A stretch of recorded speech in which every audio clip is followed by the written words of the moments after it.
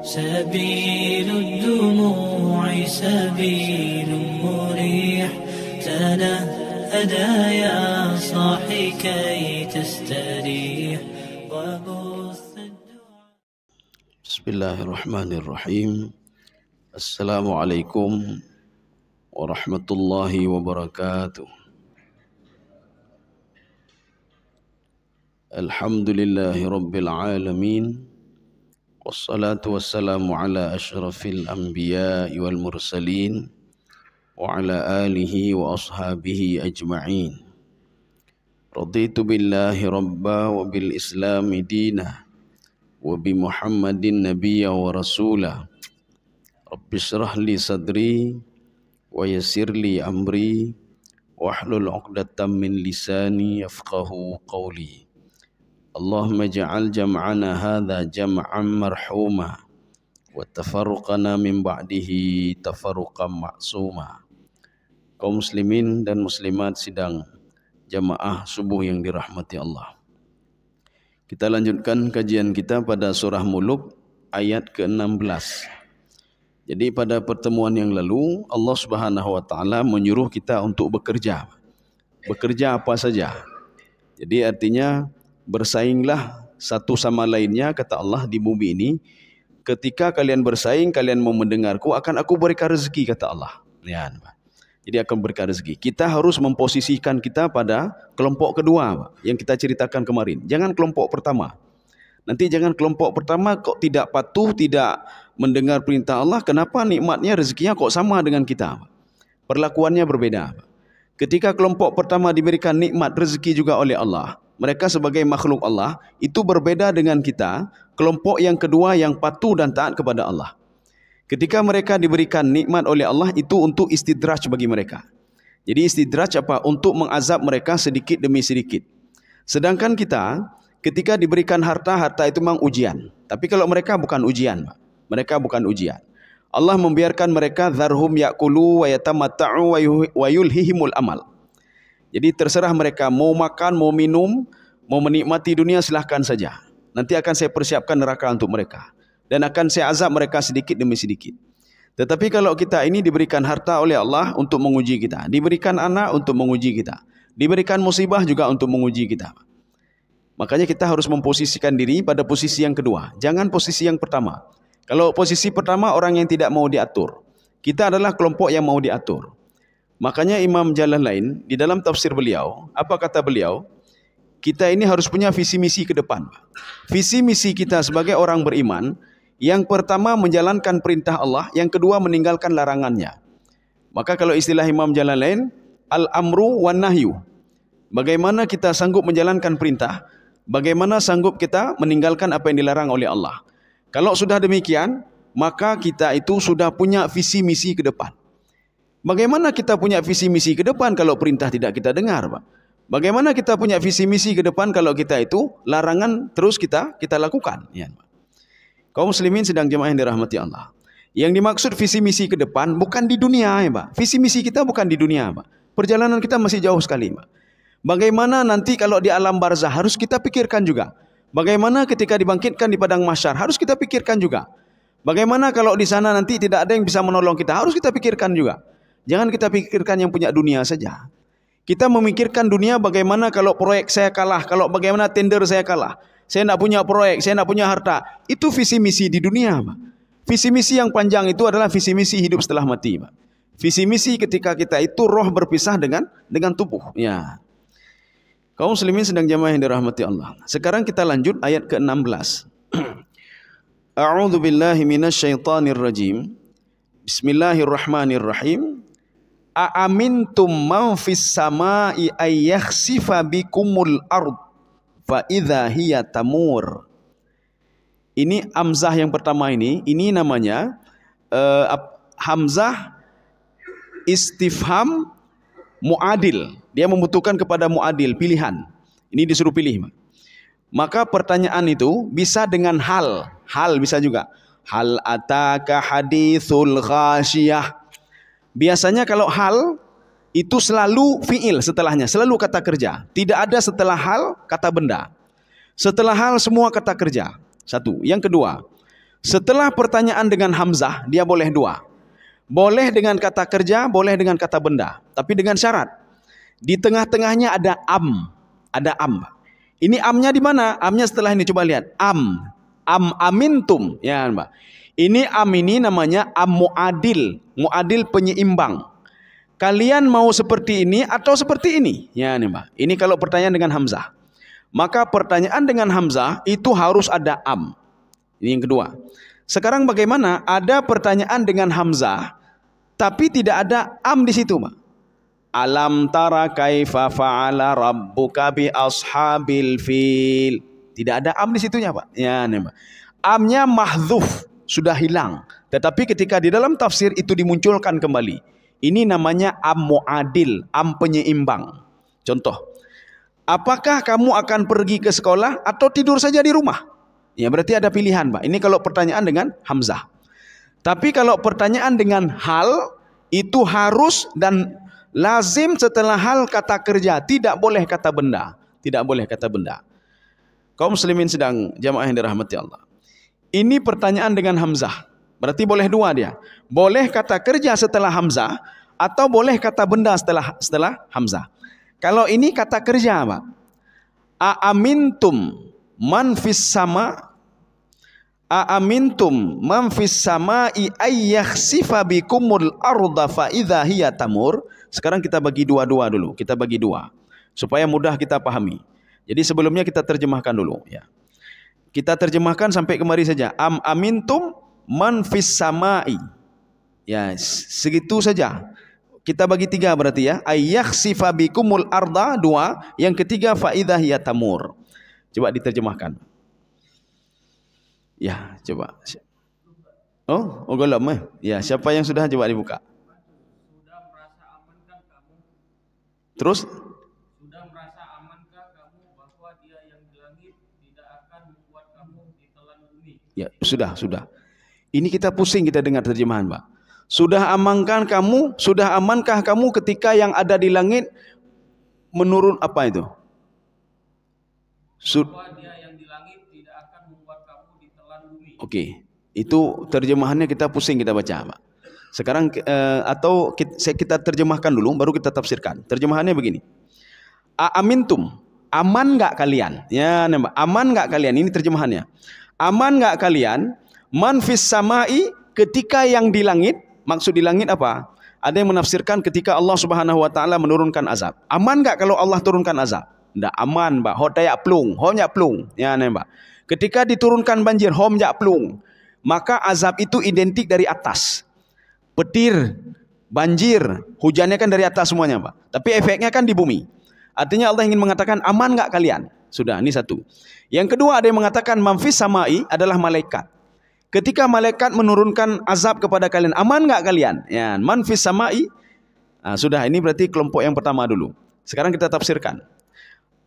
Ketika Allah Subhanahu wa taala atau ketika Allah mengirim malaikat menurunkan azab, tidak ada yang bisa lari dari azab itu, Pak. Tidak ada yang bisa menahan azab itu. Jadi kita sudah pernah cerita pada pertemuan yang lalu, ayat yang lalu, ketika di Darwan, ada yang mengatakan Sarwan, itu di Yaman, ada beberapa hektar itu, Pak. Beberapa hektar kebun korma yang dihancurkan oleh Allah Subhanahu wa taala. Ketika itu tidak ada yang bisa menghalau azab Allah. Demikian pula Allah akan mengatakan, tatkala Allah akan memberikan nikmat kepada seseorang, tidak ada yang bisa menahan nikmat itu. Maka kita kalau punya prinsip begini, Pak. Allahumma la mani'a lima a'taita wa la mu'ti lima mana'ta wa la yanfa'u dzal jaddi minkal jadd. Kalau kita pegang prinsip itu, aman hidup kita, Pak. Tenang sekali hidup kita. Apa itu terjemahannya? Allahumma la mani'a lima a'taita. Ya Allah, tidak ada yang bisa memberikan. Allahumma la mani'a lima a'taita. Tidak ada yang bisa menahan seluruh nikmat-Mu, ya Allah, ketika diberikan kepada seseorang atau diberikan kepada kita. Kita pagi ini dapat nikmat. Nikmat ketenangan jiwa, nikmat ini, nikmat itu. Tidak ada satu orang pun yang bisa mengusik nikmat kita dan menahan nikmat kita, Pak. Tidak bisa, Pak. Termasuk orang kafir sekalipun. Orang kafir ketika diberikan rezeki oleh Allah, diberikan sesuatu oleh Allah, tidak ada yang bisa menahannya. Jadi Allah berfirman di dalam Al-Quran itu, wa makana ata'u rabbika mahdhura. Tidak ada pemberian Allah itu kepada siapapun yang bisa menahannya. Kita berkumpul di masjid ini, Pak. Berkumpul semua orang-orang para ulama semua berkumpul dan berdoa ulama itu. Ya Allah, jangan kasih nikmat untuk Yahudi. Enggak bisa, Pak. Enggak bisa. Ya Allah, jangan kasih nikmat untuk orang kafir itu. Enggak bisa juga, enggak bisa, Pak. Wa ma kana ata'u rabbika mahdzura. Tidak ada yang bisa menahan nikmat Allah Subhanahu wa taala. Kenapa Yahudi bisa dapat nikmat? Karena dia adalah makhluk Allah Subhanahu wa taala. Walaupun dia adalah kelompok pertama, kelompok yang tidak mau diatur, Pak. Tetapi nikmat tetap diberikan. Nikmat untuk bisa bernapas, nikmat ginjal, nikmat lain sebagainya diberikan oleh Allah. Nikmat kesehatan tubuh dan lain sebagainya, semua diberikan oleh Allah. Dan kita tidak bisa menahan nikmat mereka. Maka kalau kita berprinsip, Allahumma la mani'a lima a'taita, wa la mu'ti lima mana'ta. Tidak ada orang yang bisa memberikan kita sesuatu apabila engkau melarangnya, ya Allah. Ya, Mbak. Tidak ada yang bisa, Pak. Ethiopia, kalau di dalam sejarahnya, itu negara paling kaya di dunia, Pak. Dari mana kita tahu negara paling kaya di dunia? Yang mengirim tentara Abraha itu, gajah itu berasal dari Ethiopia, bukan dari Yaman, Pak. Itu rajanya itu, Abraha al-Ashram, itu berasal dari Ethiopia juga. Cuma beliau ingin memperluas ekspansinya supaya ke seluruh Asia, maka beliau menjadi raja di Yaman. Ketika bermasalah dengan orang Arab, raja ini minta bantuan kepada Ethiopia untuk mengirim gajah. Mengirim gajah itu bukan enak, harus melalui Laut Merah. Artinya persiapannya harus luar biasa. Tidak ada negara yang bisa mengirim itu kecuali negara kaya, Pak. Ethiopia kaya waktu itu, hebat sekali, Pak. Alladzi at'amahum min ju'in wa amanahum min khauf. Wahai penduduk Mekah, kalian itu pernah aku berikan kelaparan, kata Allah. Tetapi setelah itu alladzi at'amahum min ju'.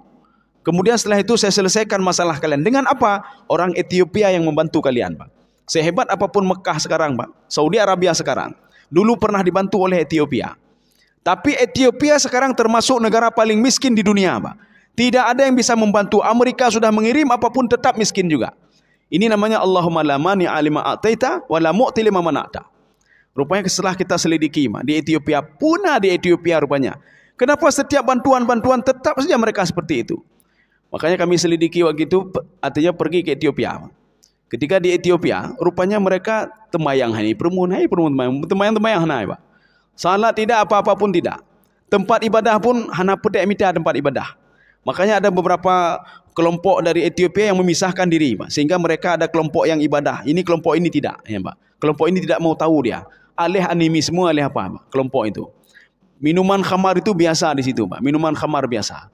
Maka ketika Allah Subhanahu wa taala melarang nikmat kepada mereka, tidak ada yang bisa memberikan nikmat apapun untuk mereka. Tidak ada yang bisa, Pak. Termasuk Amerika dan negara-negara lain. Kasih bantuan tetap seperti itu mereka, Pak. Ya. Kaum muslimin sedang jamaah yang dirahmati Allah. Ini manfis sama, ya. Manfis sama itu ada beberapa pengertian. Ketika Allah menurunkan azab dari langit. Yang kedua, ketika Allah mengirim malaikat Jibril untuk menurunkan azab. Biasanya kalau masalah azab itu Allah menyuruh Jibril. Maka di dalam kitab Al-Bidayah wan Nihayah yang dikarang oleh Imam Ibnu Katsir, apa kata beliau? Apa tugas Jibril setelah Jibril tidak lagi mendampingi para rasul? Karena rasul tidak ada lagi, Pak. Rasul terakhir adalah Nabi Muhammad sallallahu alaihi wasallam. Dijawab oleh Imam Ibnu Katsir dalam kitab beliau Al-Bidayah wan Nihayah, fa innahu muwakkilun birihi wa riyahu. Dia itu malaikat Jibril diberikan mandat oleh Allah Subhanahu wa taala untuk mengurus angin. Apakah angin itu angin rahmat atau angin laknat?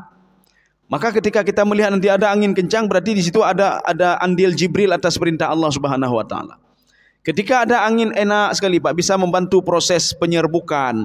Jadi benang sari itu diinikan ke kepala putih sehingga menjadi pembuahan. Itu juga tugas Jibril alaihissalam. Setelah tugas terakhir beliau bersama Nabi Muhammad sallallahu alaihi wasallam. Kaum muslimin sedang jamaah yang dirahmati Allah. Sekarang kita ke kelompok yang kedua, ya ini, Pak. Masih tetap ayat 16. Ayyakhsifa bikumul arda. Ya, nih coba dibaca lagi, Pak. Ya. Atau ya coba dibaca. Siapa aja boleh. Bahwa dia yang di langit tidak akan membuat kamu ditelan bumi. Sudah. Ditelan bumi tiba-tiba terguncang. Ini sudah tiga terjemahan, Pak. Sekarang kita terjemahan yang kedua dulu ya. Ini yaksifa ini ditelan bumi, Pak. Maknanya begini, supaya nyambung dari yang kelompok pertama tadi. Kalau seandainya bumi ini dibalik oleh Allah, tidak ada yang bisa melawan, Pak. Kalau seandainya seperti Qarun itu kan ditelan oleh bumi, Pak. Tidak ada yang bisa melawannya. Bahkan Qarun waktu itu sudah mengatakan, saya sudah bertobat. Tidak ada lagi tobat, Pak, kalau azab sudah turun, Pak. Taubat itu sebelum azab turun. Makanya Qarun, beliau tenggelam bersama hartanya dan ada satu orang yang loyal terhadap beliau. Kenapa loyal? Karena dia menginginkan harta Qarun. Akhirnya Nabi Musa ketika berdoa kepada Allah Subhanahu wa taala, Qarun itu pertama tenggelam kakinya, kedua kakinya dulu. Setelah itu tenggelam lagi, naik lagi, akhirnya tenggelam semuanya. Ketika sudah pada posisi seperti itu, hana pun tak elak keleh Allah, Pak. Ya Allah, saya bertaubat, hana pun tak elak keleh, Pak. Ketika kita punya usaha, Pak, kita tidak bayar zakat, tiba-tiba dihancurkan usaha kita. Dalam proses penghancuran usaha itu, hana pun tak berdoa, Pak. Tunggu hancur saja, habis saja, Pak. Tunggu habis saja baru bertaubat. Bertaubat di tengah-tengah itu enggak ada gunanya, Pak. Enggak ada guna. Ini sama seperti ketika di Yaman itu yang kita bacakan beberapa pertemuan yang lalu. Ketika mereka sudah mulai mau dihancurkan, setelah hancur bertaubat, hana guna le, Pak. Nikmati saja itu, nikmati saja, Pak. Kalau mau bertaubat sebelum diturunkan azab oleh Allah, ya, di situ bertaubat. Kalau bertaubat sebelum diturunkan azab, seperti yang ada dalam Al-Quran disebutkan, ma yuf'alullahu bi'adzabikum in syakartum wa amantum. Azabku tidak akan jadi turun, kata Allah, apabila dua hal kalian lakukan. Contoh azab nanti jam 10 turun, Pak, kepada kampung A. Azab diturunkan jam 10. Tiba-tiba sebelum jam 10, mereka semua bertobat kepada Allah, Pak. Syakartum wa amantum. Kalian bersyukur dan beriman kepadaku. Apabila dua hal ini dilakukan, azab yang tadi akan diturunkan jam 10 tidak jadi diturunkan oleh Allah. Ya, nampak. Bukan dipending, memang enggak jadi diturunkan. Kalau melakukan dua hal ini. Tetapi ketika azab sedang berlangsung, hana petai berdoa, ya Allah, baiknya puji. Nikmati saja, Pak, nikmati saja, ya, Pak. Ketika gempa dan tsunami sedang berlangsung, Pak, ya Allah, baiknya yang hananya nikmati saja, Pak. Nikmati saja itu. Ya, Pak. Jadi tidak ada lagi, kalau untuk taubat tidak ada lagi. Nanti setelah itu semuanya baru ulangi dari nol kembali. Kecuali sebelum terjadi, Pak, bertaubatlah kepada Allah Subhanahu wa taala. Ini makna yaksif. Di dalam tafsir Syaukani, Fathul Qadir mengatakan, yaksif itu ayyaj'ala sufla a'la. Menjadikan yang bawah itu di atas, yang atas menjadi ke bawah. Mana contoh barangnya, Pak? Kaum Nabi Lut alaihissalam. Kaum Nabi Lut sudah pernah diangkat oleh Allah kampungnya itu, dzi quwwatin 'inda dzil 'arsy makin. Kamu hebat sekali Jibril. Kamu sanggup mengangkat kampung itu sampai ke atas. Kemudian kamu balik kampung itu, kamu hantam ke bawah, Pak. Ini terjadi kejadiannya di Yordania, Pak. Di Yordania. Sehingga setelah dihantam ke bawah, kemudian diturunkan lagi hujan batu, Pak. Hujan batu. Walaupun sampai sekarang, Pak, orang-orang barat tidak mengakui kejadian ini, Pak. Orang barat tidak percaya secara akalnya. Makanya hati-hati. Al-Quran itu kadang-kadang bisa dinalar oleh akal, kadang-kadang tidak bisa, Pak. Secara akal mereka tidak mungkin kampung dinaikkan ke atas, dibalik ke bawah. Kemudian pertanyaannya, bagaimana dengan batu yang ada di kampung itu? Setelah kampung itu dihancurkan, di atasnya ada batu semuanya. Memang batu itu mereka mengakui, Pak. Ini bukan batu biasa. Mereka mengakui, Pak. Tapi mereka tidak mengakui kalau batu ini berasal dari neraka, Pak. Yang mereka akui, ini adalah batu gunung berapi, Pak. Jadi mereka mengatakan dalam teorinya orang barat, Pak. Ini kaum Sadum ini tinggal di atas gunung. Jadi ketika itu, gunung ini meledak, Pak. Siapa suruh tinggal di atas gunung ini? Gunung ini meledak, yang di bawah itu menjadi ke atas, yang atas menjadi ke bawah. Sehingga ketika meledak, batu-batu naik ke atas semua. Orang yang di atas menjadi ke bawah. Ini alasan mereka kenapa kaum Sadum itu di dalam tanah, ditutupi dengan tanah. Gara-gara mereka tinggal di atas gunung Merapi. Padahal dalam konsepnya Al-Quran bukan seperti itu. Mereka betul diangkat oleh Allah Subhanahu wa taala dan dibalik ke bawah. Sebelum diangkat, Pak, ya, matanya dicongkel dulu, Pak. Ya. Fatamasna ala a'yunihim. Jadi mata mereka dicongkel dulu oleh Allah sehingga lepas semuanya. Dan mereka tidak tahu kalau mereka sedang dinaikkan ke atas, Pak. Tidak tahu mereka. Yang tahunya apa? Goyang-goyang saja, nyopo goyang-goyang, Pak. Tidak tahu kampungnya sudah diangkat. Ketika dibalik baru berjatuhan semuanya dan dihantam ke bawah oleh Allah Subhanahu wa taala. Ini makna yaksif di sini. Yakhsif itu bisa diangkat ke atas dan dibalik ke bawah, bisa saja dari bawah itu diangkat ke atas, Pak. Ya. Bisa saja tanah dibalik tanah itu. Bisa saja diangkat ke atas seperti kaum Nabi Lut alaihissalam. Ini makna yakhsif. Allah ingin mengatakan, aman enggak kalian? Bisa enggak lawan azabku, kata Allah? Ya, Pak. Di ayat lain Allah berfirman begini. Ada 2 kali diulang oleh Allah, tapi berbeda redaksi, pertamanya saja berbeda. Afa amina ahlul qura ayyatiyahum ba'suna bayatan wa hum naimun. Apakah kalian aman, kata Allah? Siapa yang bisa lawan azabku? Ketika azabku datang di waktu kalian sedang tidur, kata Allah, di malam hari, Pak. 1. Yang kedua, awa amina ahlul qura. Kalau tadi afa amina, sekarang ayat selanjutnya awa amina ahlul qura ayatiyahum ba'suna duhaw wa hum yal'abun. Apakah kalian aman ketika azabku datang di waktu duha? Duha itu jam 8, jam 9, waktu duha. Sedangkan kalian sedang sibuk-sibuk beraktivitas. Aman enggak kalian, kata Allah? Tidak aman, kata Allah Subhanahu wa taala. Sebagian penafsir menafsirkan azab Allah itu datangnya di dua tempat, Pak. Yang pertama di waktu duha, yang kedua di waktu malam, ketika mau subuh. Ini dua-dua ini ada dalam Al-Quran, Pak. Yang mana yang pertama, yang waktu subuh itu, Pak? Kaum Nabi Lut alaihissalam. Kaum Nabi Lut itu diangkat ketika di malam hari, Pak. Diangkat terus ke atas, Pak. Ya, dan mereka tidak tahu apa-apa. Ya, Pak. Kemudian yang kedua, Fir'aun itu diazab oleh Allah di waktu duha. Kaum Syuaib diazab oleh Allah di waktu duha. Kaum Nabi Saleh alaihissalam, kaum Nabi Saleh itu di waktu duha, kaum Samud. Kaum Ad juga di waktu duha, Pak. Jam 8, jam 9. Kita kejadian tsunami juga di waktu duha, Pak. Jam 8 dan jam 9. Artinya Allah menyuruh kita, jagalah dirimu. Jangan sampai gara-gara pagi hari kamu tidak berzikir lagi, kamu sudah lupa kepadaku. Kan waktu tsunami itu kita takim kede, ada yang buat maksiat, ada yang buat ini, ada yang buat macam-macam, jam 8, jam 9. Makanya jagalah 2 waktu ini. Artinya di waktu malam dan di waktu duha, ya, Pak. Karena di dalam Al-Quran itu digambarkan bagaimana satu kelompok dihancurkan oleh Allah di waktu subuh dan dihancurkan di waktu duha. Maka kenapa Bani Israel sampai sekarang termasuk Yahudi dan Nasrani, Pak?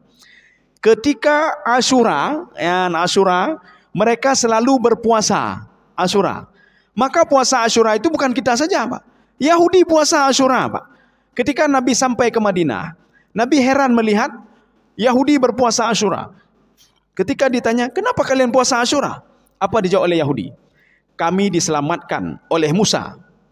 Ketika itu lautan terbelah menjadi 2. Kejadiannya di waktu duha. Waktu itu pas Asyura, ya, Pak. Asyura. Maka kami selalu berpuasa Asyura untuk mengingat bagaimana Musa itu menyelamatkan kami sebagai wujud terima kasih. Bukan teringat kepada Allah, ke Musa diingat, ya, Pak. Ini Bani Israel ini. Kejadiannya juga di waktu duha, Pak. Fir'aun tenggelam di waktu duha. Ketika ditutupnya lautan itu di waktu duha. Nabi Musa alaihissalam bersama Bani Israel itu lari waktu malam, Pak. Waktu malam dia lari. Ketika sudah mau subuh, ketika itu mereka pas di depan lautan, Pak. Tidak tahu kemana mau lari lagi. Ketika itulah tawakalnya Nabi Musa alaihissalam kepada Allah Subhanahu wa taala dengan mengucapkan inna ma'iya rabbi sayahdin. Kita bisa juga tawakal, sistemnya tawakal Nabi Musa alaihissalam. Ketika ada masalah, ucapkanlah doa yang diucapkan Nabi Musa. Inna ma'iya rabbi sayahdin. Saya punya Allah yang selalu memberikan petunjuk kepada saya. Oh, nyo sakit hana pulih-pulih. Inna ma'iya rabbi sayahdin, ya, Pak. Seorang yang bertawakal hakka tawakuli, tawakal yang betul-betul tawakal akan ditolong oleh Allah Subhanahu wa taala. Tetapi masalahnya, kita ketika sudah seperti itu, katanya gabu, Pak, gabu. Oma pakibannya ne hana tolong lelo ne, oma pakibannya usaha lo, oma pakiban, sehingga kita lupa kepada Allah Subhanahu wa taala. Maka Allah menilai kita ketika waktu kasanting, waktu akhir, teringat enggak kita kepada Allah? Ketika kita teringat kepada Allah, disitulah datang bantuan Allah Subhanahu wa taala. Kaum muslimin sedang jamaah yang dirahmati Allah. Fa idza hiya tamur. Ya, tamur ini apa tamur ini? Coba diterjemahkan lagi yang terakhir saja, Pak. Berguncang. Ini bukan berguncang, bisa juga berguncang, Pak. Ini tamur ini maura dalam Al-Quran. Watasirul jibalu sayra. Ada satu lagi maura. Maura itu apa? Ya, menyona orang nan maura, Pak. Ndek boh nan maura. Mauranya bergerak, Pak. Bergerak. Satu lagi terbaliknya, Pak. Itu maura. Maura itu cerita tentang ketika ditiup sangkakala yang pertama berdoh menumbaknya. Jadi semua seperti berjalan ya, Pak. Ini maura namanya. Berjalan atau terbalik. Dari bawah itu menjadi ke atas, dari atas menjadi ke bawah. Gunung-gunung itu tercabut semuanya dan lempengan itu tercabut. Ini juga namanya maura, Pak. Maura. Jadi makanya azab Allah Subhanahu wa taala, sebelum turun azab Allah, maka kita terus bertobat, terus beristighfar, terus mengakui dosa kepada Allah Subhanahu wa taala. Ketika nanti sudah diazab, nyan hanaput aja, Pak, nikmati saja, nikmati saja. Apakah kita selamat atau kita mati, nikmati saja, Pak. Ya. Makanya sebelum terjadi, terus beristighfar dan bertobat. Makanya Rasulullah SAW mengatakan, wallahi inni la astaghfirullah fil yaumi sab'ina marratan. Saya bersumpah, kata Rasulullah, satu hari itu tidak kurang dari 70 kali saya beristighfar kepada Allah. Astaghfirullah, astaghfirullah. Ada yang mengatakan lebih daripada 70, ada yang 7.000, ada sekian kali. Rasulullah istighfar. Padahal dosa tidak ada, apa-apa tidak ada. Rasulullah maksum, sudah dimaafkan oleh Allah Subhanahu wa taala. Wa ma yantiqu anil hawa. Apapun yang beliau katakan itu semua dalam konsep Allah, dalam bimbingan Allah Subhanahu wa taala. Tapi Rasul tetap istighfar, astaghfirullah, astaghfirullah, astaghfirullah. Paling enggak habis tadu habis tamayang lego benda kata mah astagfirullah. Yang penting ingat ke Allah, Pak. Dan kita mengakui dosa kita. La ilaha illa anta subhanaka inni kuntu minadh dhalimin. Yang penting kata Pak. Asal kita continue kita lakukan, Pak. Sudah, sekarang kita lanjut yang selanjutnya. Hokanya, Pak. Ya, ini ada am. Ini am muadil namanya, Pak. Ada pertanyaan Hamzah tadi, ada am muadil. Berarti kalau di dalam Al-Quran kita melihat ada Hamzah pertanyaan, tidak ada am muadil, ini dimunculkan dalam tafsir. Ya, Pak. Dalam tafsir nanti dimunculkan. Boleh pilih, mau ini atau ini, kata Allah. Ya, Pak. Itu am muadil namanya. Am amintum man fis sama'i ayyursila alaikum hasiba fasata'lamuna kaifa nadhir. Kita bagi dua juga sekarang. Ya, coba dibaca lagi, Pak. Terjemahannya.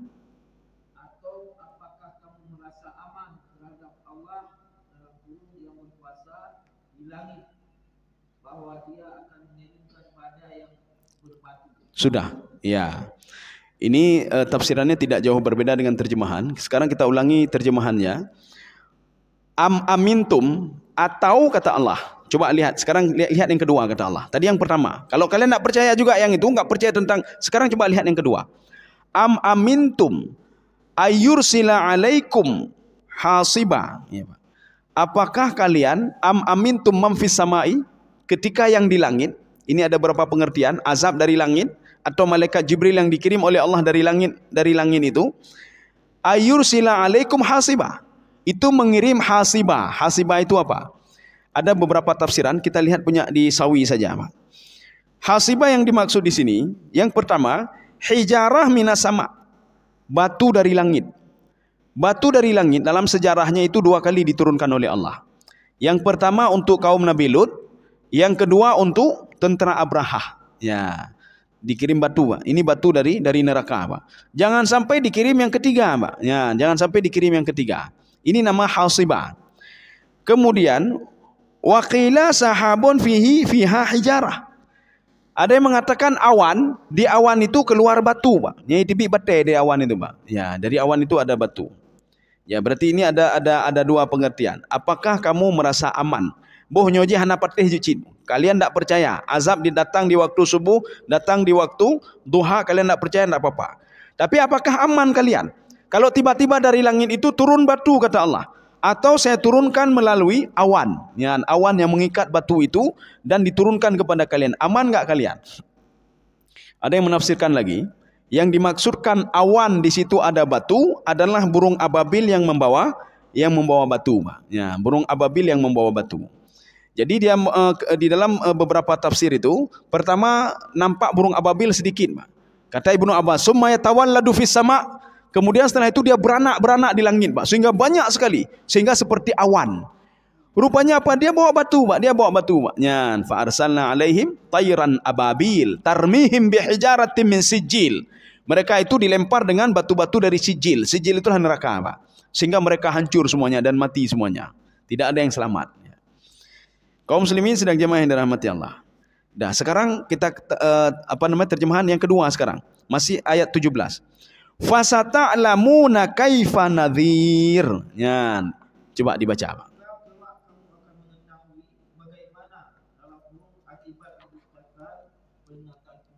Ya. Ini apa mas? Itu terjemahan, Mbak. Kita ulangi terjemahannya. Fasata'lamun, kamu akan tahu. Fasata'lamuna kaifa nadhir. Kamu akan tahu nanti bagaimana azabku. Ini apa maksudnya? Maksudnya ini ada dua, Mbak. Yang pertama fil akhirah. Ketika di akhirat nanti baru kalian tahu, Mbak. Waktu dibangkitkan di padang mahsyar, ya Allah, kami berbuat dosa, kami akui ketika Engkau azab kami sedang dalam posisi berbuat dosa. Satu. Ada yang mengatakan hina khurujur ruhi minal badan. Ini termasuk dalam tafsir Sawi, Mbak. Imam Sawi mengatakan fasata'lamun itu yufidul istiqbal, masa depan. Boleh kalian sekarang tidak mengakui kalau kalian sudah buat dosa, Mbak. Kita tidak mengakui kalau ini sedang gempa Allah yang biasanya, Mbak. Ketika banjir Allah biasanya, Mbak. Tapi kalian akan tahu nanti kalau itu adalah azabku, kata Allah. Kapan? Ketika roh itu berpisah dengan tubuh. Khurujur ruhu minal jasad, kata Imam Sawi. Ketika mau keluar baru kalian teringat. Betul ya Allah, nyan adzib dron ya Allah. Lun hana lun semayang, saya tidak ini, saya tidak itu ya Allah. Inilah tafsiran dari ayat kalla sawfa ta'lamun thumma kalla sawfa ta'lamun. Ya, Pak. Ini dua. Kenapa diulang dua kali?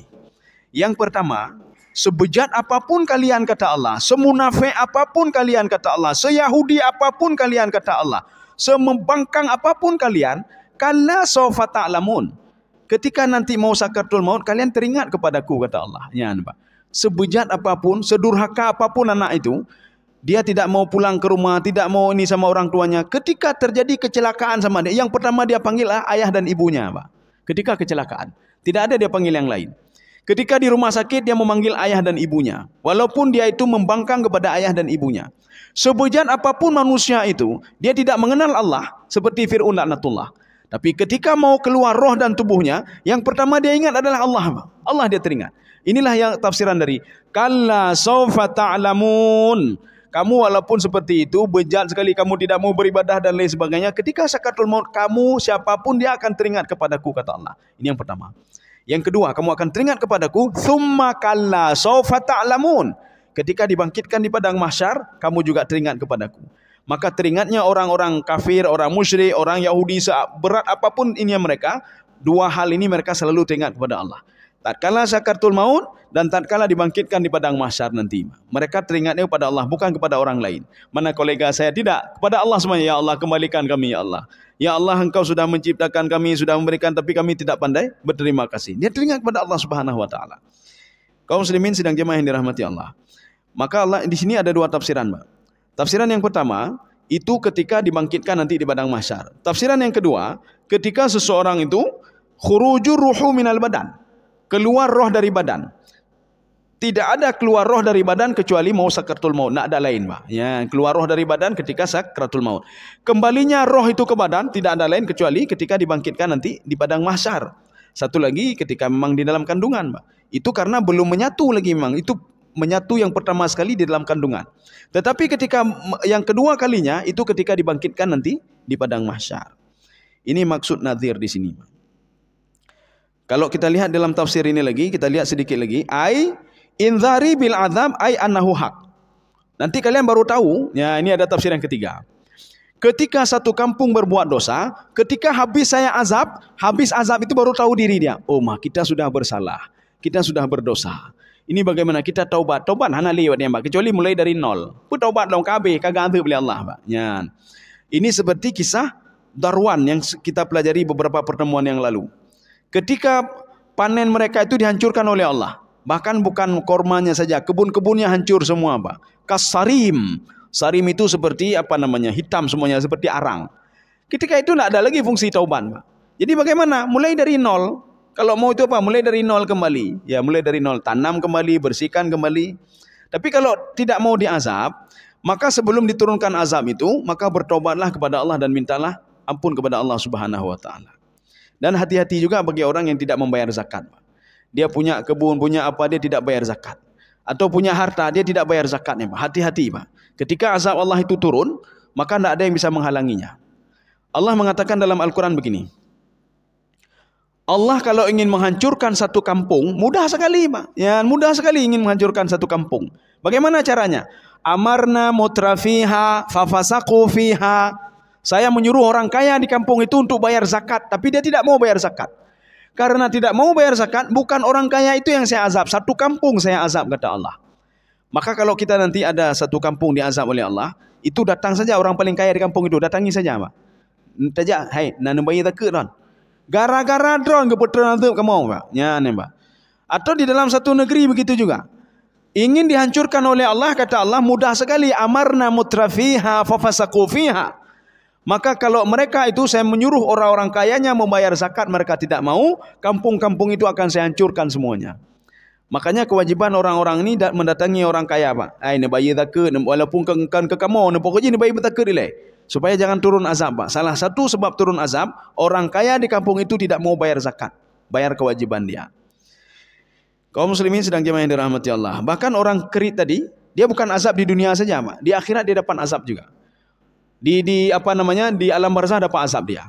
Ketika dibangkitkan di padang mahsyar dapat azab juga. Apa azab dia, Pak? Ini orang-orang kaya bakhil, Pak. Orang ahli ibadah bakhil lagi, Pak. Dia akan dikejar, kata Rasulullah, oleh seekor ular, lahu dhabibatani. Dia punya dua ekor, Pak. Ekornya dua, tapi kepalanya satu. Ular ini akan terus mendampingi dia di padang mahsyar. Dalam satu hadis lagi mengatakan, bukan di padang mahsyar, tapi di dalam kubur. Dalam kubur dia sudah tersiksa dengan ular ini, Pak. Satu lagi mengatakan di padang mahsyar. Ketika dia di padang mahsyar, orang lain sibuk dengan amalnya, dengan dia sibuk dengan ular itu, Pak. Ngenulu tapi, itu yang thoron. Ular ini menjawab, ana maluka wa dzakhiruka. Saya adalah hartamu dan yang kamu simpan selama ini. Cukup krit, Pak. Hartamu tidak pernah kamu bayar zakat. Jadi kamu mau lakukan apa? Saya akan selalu bersamamu, kata ular ini.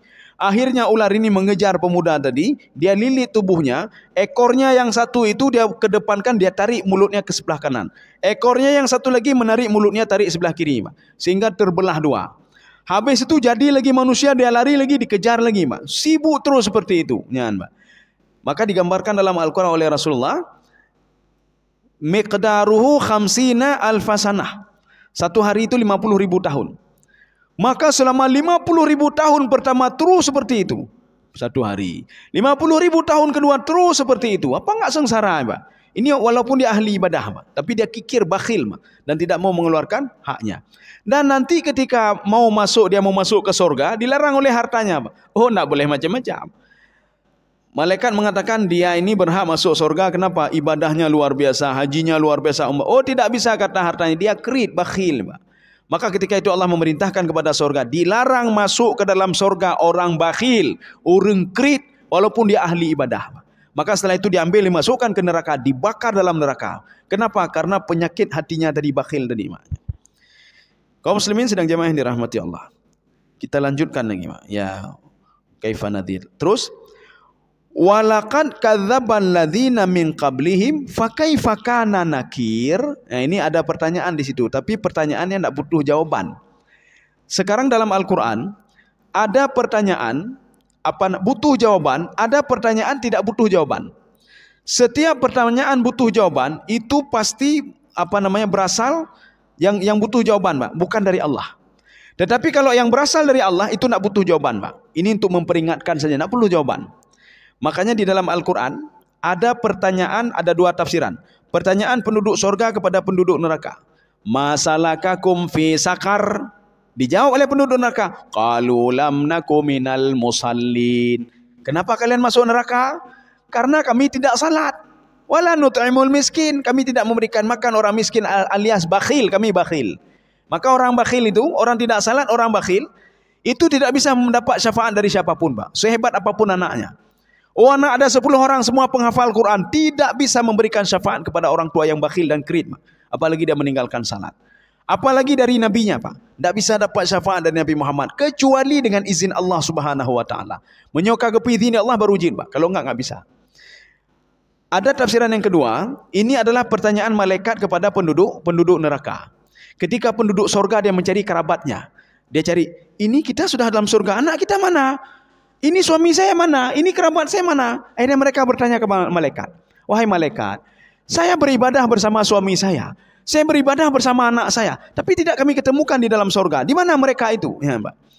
Ketika itu malaikat pergi ke neraka dan bertanya, oh ini rupanya suami ibu yang itu di surga. Masalahkakum fi sakar? Kenapa masuk ke dalam neraka sakar? Suaminya menjawab, lun bakhil wahai malaikat, cukup krit lun. Ibadah saya tidak bisa menolong saya. Ya, namanya. Saya tahajud, saya tarawih, saya witir dan lain, tapi gara-gara bakhil, Pak, krit pun, Pak. Maka gara-gara krit tadi suaminya berada dalam neraka. Maka istrinya sudah mengatakan, kami beribadah sama-sama, semua sama-sama, haji sama-sama, umrah sama-sama. Artinya apa? Untuk masuk surga itu sudah ada, Pak. Tetapi gara-gara bakhil itu dilenyapkan semuanya, Pak. Enggak ada apa-apa lagi. Seperti takabur juga, Pak. Jadi takabur itu, kalau kata Imam Jalalain dalam tafsir beliau, man atba'a asi fahuwa asin. Barang siapa yang mengikuti syaitan, dia seperti syaitan, ya, Pak. Bagaimana syaitan? Syaitan, sifat syaitan takabur, Pak. Takabur itu bagaimana? Menyokon lun hana, ya, Pak. Menyokon lun hana. Menyokon lun pedang, mereka enggak bisa salat di sini. Ini jalan ini menyokon lun, ya, Pak. Maka kalau ngomong saya, lun, ya, Pak. Enggak jauh beda dengan syaitan, Pak. Syaitan kan begitu juga. Makanya yang mengucapkan saya dalam Al-Quran itu cuma 3 makhluk Allah, ya, Pak. Siapa itu? Yang pertama syaitan. Syaitan mengatakan saya lebih baik daripada dia. Maka kalau ada nanti orang mendatangi kita, hai lunnya lebih hegetnya. Hai lun kan, nya jalannya lun, menyokan lun hananya. Nya tak kalian juga, oh makana syaitan lah muka, Pak. Syaitan ya, Pak. Karena yang ngomong itu saya itu dalam Al-Quran tidak ada lain kecuali syaitan. Sudah satu. Yang kedua Fir'aun, Pak. Fir'aun berani mengatakan ana rabbukumul a'la. Saya adalah Tuhan kalian paling tinggi. Yang Fir'aun, Pak.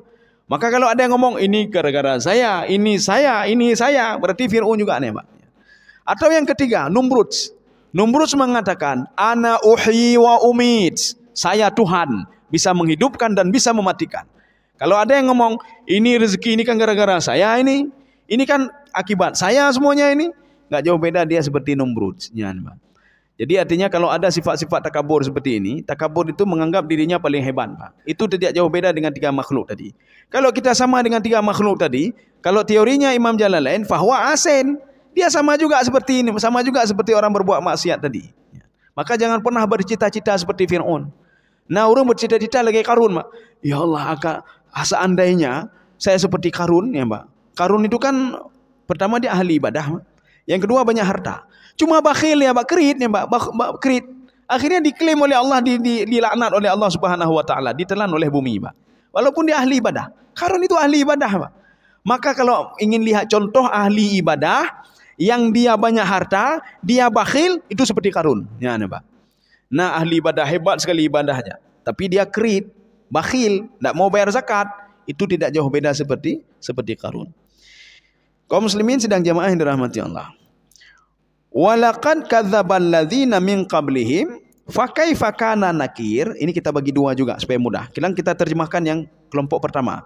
Walaqad kadzdzabal ladzina min qablihim. Ya, coba. Dan sesungguhnya orang-orang yang sebelum mereka telah mendustakan rasul-rasulnya.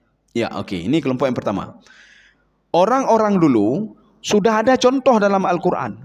Kita kalau ingin bertanya, bagaimana cara Allah mengazab ini, membalik ini? Sudah ada contoh, maka baca Quran, ya, Pak. Kita sering sekali begini, mana contohnya? Dahurungannya, dahbina. Semua ada dalam Al-Quran, Pak. Bagaimana Allah membalik kampung itu ada dalam Al-Quran. Bagaimana Allah menenggelamkan kampung itu ada dalam Al-Quran. Bagaimana Allah memberikan azab kepada pribadi seorang itu ada dalam Al-Quran. Bagaimana Allah mengazab itak liglante dengan petir, Pak, ada dalam Al-Quran. Semua dalam Al-Quran. Cuma kita saja tidak membaca, Pak. Maka Allah mengatakan, walaqad kadzdzabal ladzina min qablihim. Orang-orang dulu itu juga pernah ya Muhammad mendustakan rasulnya. Ya, Pak. Contohnya sudah ada semua. Maka ceritakanlah contoh-contoh ini kepada umatmu ya Muhammad. Maka kalau di dalam tafsir As-Sa'di apa kata beliau? Apa yang menimpa orang sekarang sudah menimpa orang dulu ya Muhammad. Makanya kejadian dulu itu jadikanlah sebagai contoh ya, Pak. Jadi sebagai contoh bagaimana? Oh, kalau begini nak boleh buat seperti ini. Oh, nak boleh kita itu menipu orang lain. Nak boleh mengurangi timbangan. Kalau mengurangi timbangan, fa'akhadhathumur rajfatu fa'asbahu fi darihim jathimin. Maka akan digempakan oleh Allah Subhanahu wa taala. Maka kalau ada terjadi gempa lagi, Pak, berarti nak urun semengen orangnya, Pak. Ya, Pak. Kalau terjadi gempa, berarti ada orang yang curang pada waktu itu, Pak. Ya. Karena apa? Sudah diakumulasi semuanya oleh Allah. Nyo thang cukup ramai thang urang temeng. Tak apa gempa je bang. Maka digempakan oleh Allah. Baik dia ini pergeseran ini adalah alam. Allah tidak akan menurunkan azab kecuali ada sebabnya. Allah tidak akan menurunkan rahmat kecuali ada sebabnya. Allah akan pending azab itu ada sebabnya. Semua ada sebab, Pak. Tidak mungkin terjadi begitu saja. Maka tidak mungkin alami, Pak. Ana alami, Pak. Ya, nah. Jadi ada gempa, ini alami ni sebagainya. Pu alami lah kena dapat decai, Pak ya. Ini turun nikmat, ini alami, pu alami, Pak. Gara-gara kita bertaubat, maka diturunkan keberkahan oleh Allah Subhanahu wa taala. Ini yang dimaksud dengan walaqad kadzdzabal ladzina min qablihim. Di dalam tafsir Sawi beliau mengatakan hadhil ayatun tasliyatun lin nabi wa ashabihi. Ini ayat ini untuk tasliyah. Tasliyah itu untuk menenangkan hati Nabi, ya, Pak.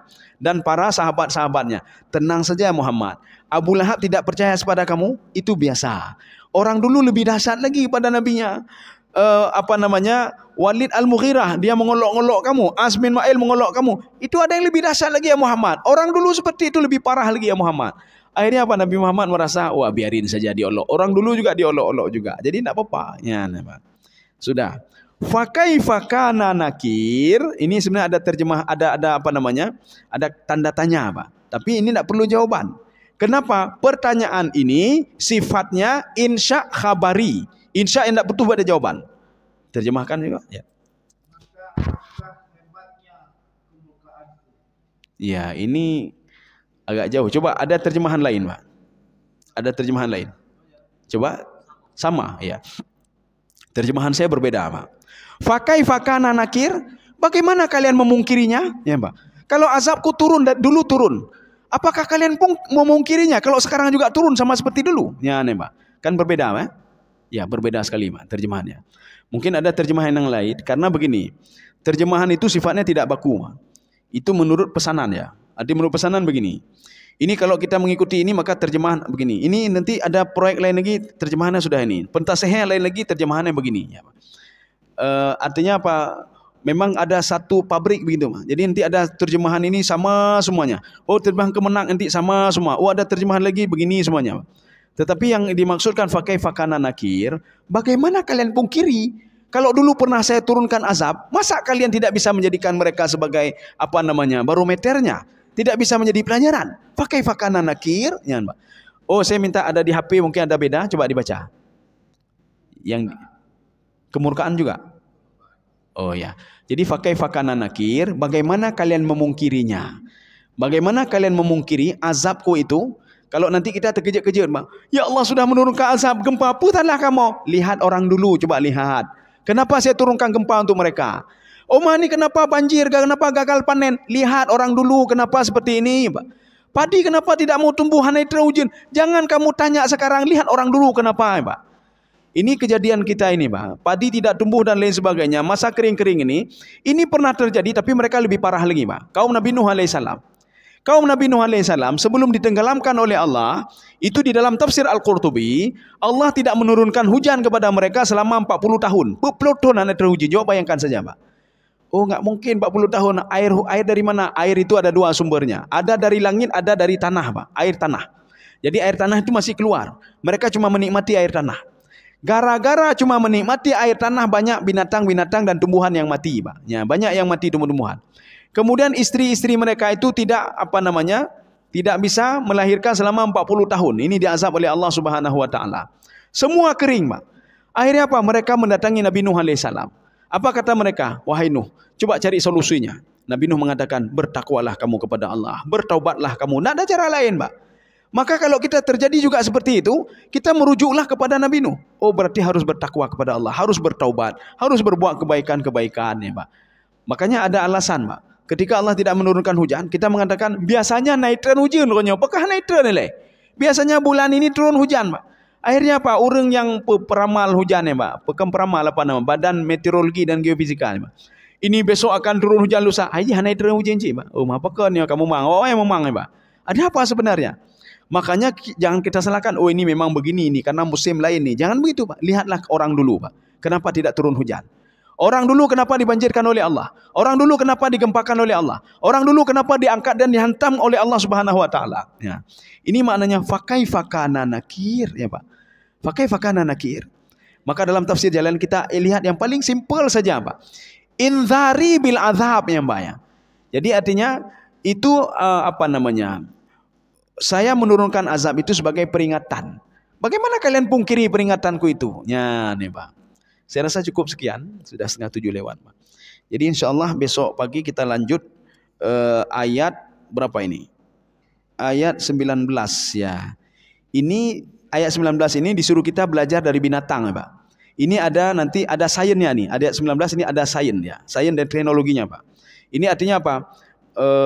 Memberikan orang-orang yang ilmunya sudah tinggi sekali, paling enggak kalau dia tidak beriman kepada Allah, dia bisa berpikir dengan akalnya, Pak. Kalau Allah itu ada, Pak. Ya, nih, Pak. Mudah-mudahan ada manfaat bagi saya sendiri dan jemaah sekalian. Subhanakallah bihamdika, asyhadu an la ilaha illa anta, astaghfiruka wa atubu ilaik. Assalamualaikum warahmatullahi wabarakatuh.